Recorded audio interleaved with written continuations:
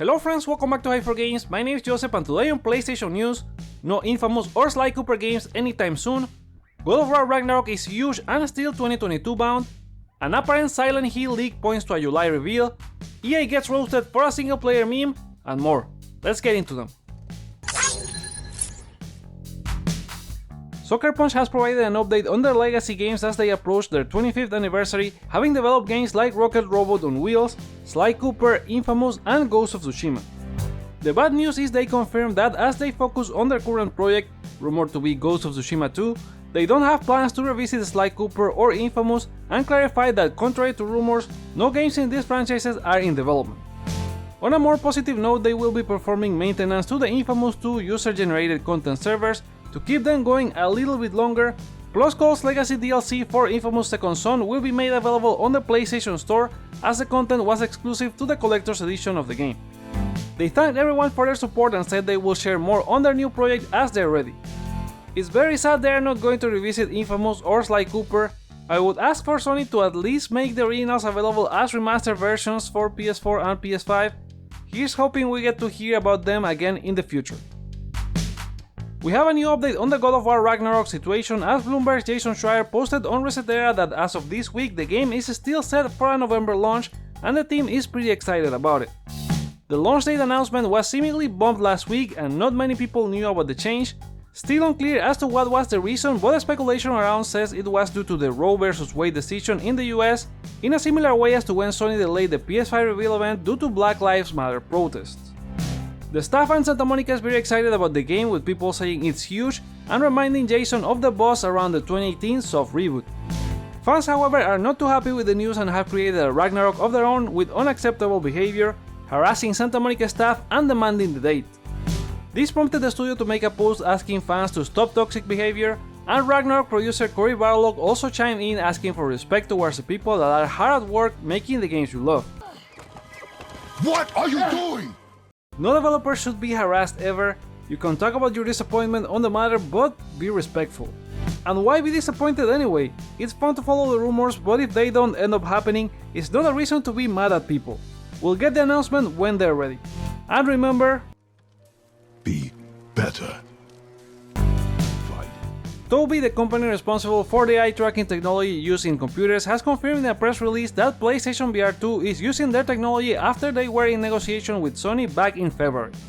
Sony's new VR headset is expected to offer eye tracking and foveated rendering to improve workload by only rendering what is in sight for the user, resulting in games looking better. So the PSVR 2 gears keep moving, hopefully we get a release date soon. A new video that seems to be a Silent Hill teaser has been making the round on Japanese forums. The leaker claims it was from a Konami shareholder meeting and the original post has since been removed. In the trailer you can see the halo of the sun, one of the important images from the series, alongside text indicating of a global reveal on July 12. There's no confirmation as to if this is real or not. It looks very cheap made, like one of those YouTube outros you can create at several websites, so take this one with a huge grain of salt. Around mid-May there were some shots from a Silent Hill game that seemed to be legit given they were copyright claimed by Konami, and Bloober Team has been linked to a remake for the second game besides officially announcing a partnership in 2021. We'll see if Konami is indeed ready to show anything soon, or if it's just a fake random leak. What do you think? Sound off in the comments below. Fist Fortune Shouters, a Metroidvania game from TI Games and supported by the PlayStation China Hero Project, is getting a physical edition launch a year after its digital release. Microids will be on the publishing duties with the limited edition, including a copy of the game for PS4, PS5 or Nintendo Switch, a steelbook, a digital soundtrack, 3 lithographs and a sticker sheet for $40, available this September 6. You can find the link to pre-ordering in the description below. Sega has announced Phantasy Star Online 2 will launch for PS4 in the West this August 31st. This marks the game's debut on PlayStation platforms in the West after more than a decade since the original release for PC in Japan. The game has been already out since 2020 on Xbox and PC platforms in North America and Europe due to Phil Spencer's push for more Japanese games. The PS4 version will be free to play just like all the other ones available right now and feature cross-platform. EA has published a trailer for Skate 4 showing the game prototype at different stages, being very transparent about its development and how they have taken community feedback for improvements like non-binary player customization options, the ability to climb up to skate spots, and cross-platform play. There's nothing on the release date for the game, but they are asking for playtesters on the official website. Look for the link in the description. And we stick with EA on a note that doesn't have to do too much with PlayStation, but the industry in general. They posted their take on a popular meme criticizing people who play single-player games, receiving a massive negative response, including EA's own Vince and Pella from Respawn Entertainment, who have worked on several single-player games, people from BioWare, and more people from the gaming community.